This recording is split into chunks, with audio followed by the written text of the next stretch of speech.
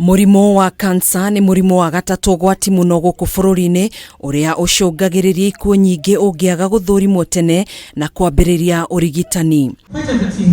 Niguo kwarira mitaratara ya kuhitana na murimu uyu, ataramu a kurigita murimu uyu nyitaniri-ini na anyititemi ruhonge-ini rwa ugima wa mwiri mari na kigomano kia mugwanja niguo kumurika njira iria ingihuthika hari kung'ethanira na murimu wa kansa mithemba itiganite guku bururi-ini. Kenya has made strides in cancer treatment and control, more than most African countries. But we are looking at South Africa as the leader because they started earlier.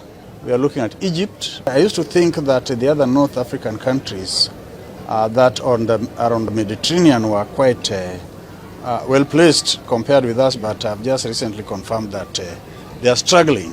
Makiaria hindi ya kigomano kia mugwanja gia kuhurana na murimu wa kansa mwena wa gicua-ini, ataramu aya ni maugite ruhonge rwa ugima wa mwiri ni rugumiirwo ni moritu maingi ari hamwe na wagi wa arigitani na ataramu a kuigana a kurigita murimu uyu. Need specialized training to be able to provide chemotherapy, radiotherapy and even cancer surgery. So we have very few specialists in medical oncologists who can provide chemotherapy.